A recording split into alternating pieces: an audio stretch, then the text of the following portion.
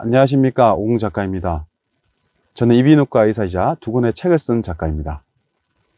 최근에 비염 치료에 대해서 제가 많이 이야기를 했는데요. 환자분들이나 많은 분들이 그러면 수술은 언제 해야 되는지 수술에 대해서 이야기를 해주라 그래서 수술에 대해서 말씀드리겠습니다. 일명 비염 수술에 대해서 말씀드리겠습니다. 우리가 요 코를 보면 충격이 있고 안에 하비각계가 있는데요. 이쪽이 부어서 대부분 코가 막히게 됩니다. 하비각계가 가장 크고 여기가 이제 요 바람이 측류가 되는데 요 막히게 되면 숨을 못 쉬게 되죠. 그래서 요 하비각계를 과거에는 절제를 했습니다. 그러면 절제를 하게 되면 피도 많이 나고 나중에는 오히려 공간이 너무 열려 있어서 코가 막히는 그런 증상까지 생길 수가 있어서 요즘에는 최대한 자르지 않고 보존적으로 치료를 합니다. 대부분 비염 수술을 생각하면 레이저로 한다고 생각하는데요. 레이저도 좋은데 레이저는 문제가 500에서 600도 정도로 이렇게 아주 고열로 우리가 일명 요 점막을 태운다고 생각하시면 되거든요. 그리고 레이저라는 게 뒤쪽까지 치료가 안 되기 때문에 앞쪽에만 이렇게 할 수가 있습니다. 그래서 레이저는 아주 고열이고 그리고 표면을 태우고 그리고 피가 좀 날 수가 있어서 요즘에는 그 치료보다는 고주파를 사용하게 됩니다. 고주파란 건 말 그대로 진동에 의해서 열이 발생하겠죠. 고주파는 보통 한 100도 이하, 80도에서 90도이기 때문에 아주 피부 점막이 유지가 되고요.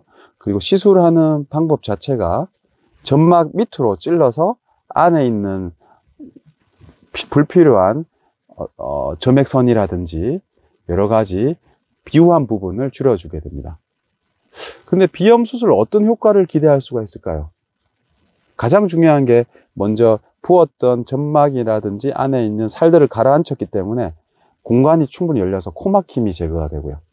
그리고 점액선들이 알레르기 비염에서 과도하게 분비가 되어 있는데 이런 점액선들이 줄어들기 때문에 콧물이라든지 증상도 완화가 되고요. 일부 신경도 과도한 신경도 좀 제거가 되기 때문에 간지러움이라든지 과도한 재채기 이런 증상들이 많이 좋아지겠죠. 그래서 우리가 이러한 그 점막하 고주파 수술을 하게 되면 이러한 여러 가지 장점이 있습니다.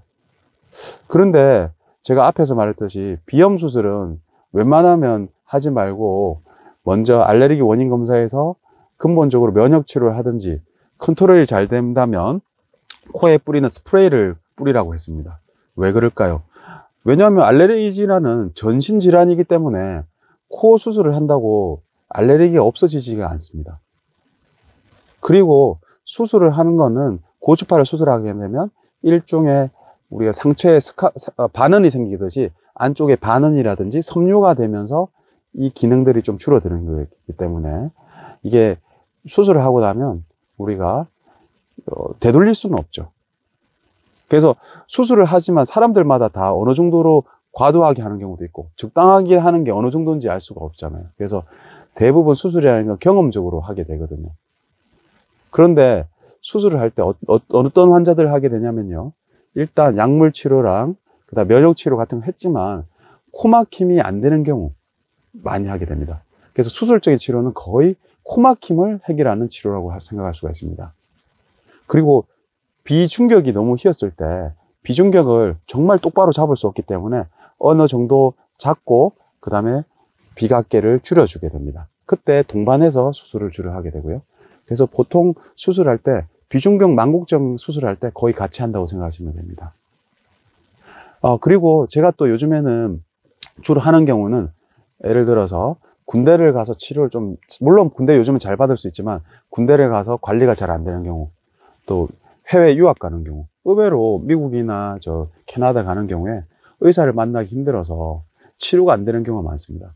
그래서 아예 그 유학 가는 동안에 우리가 이 수술을 하게 되면 편하게 지낼 수가 있겠죠. 보통 어떤 사람은 6개월 만에 재발되는 경우도 있는데요. 보통 2년 이상 한 40~50%가 거의 어떤 연구에서는 5년까지 간다고도 돼 있는데요. 그래서 2년, 5년이고요. 그래서 이게 완전하게 수술을 한다고 완치가 되는 건 아니기 때문에 이런 식으로 필요한 경우 해야 됩니다. 그리고 연령으로는 보통 우리가 다 잘 아는 18세 이상 성인이 됐을 때 시술을 하는 걸 권유를 합니다. 아이들 같은 경우에는 자라고 있기 때문에 항상 자라는 아이들은 수술을 웬만하면 안 해주는 게 좋거든요.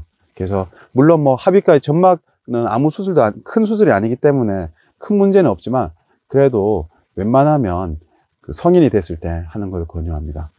수술을 하고 나서는 이제 한동안 딱지가 많이 생기기 때문에 비강 세척을 계속 해줘야 되고요.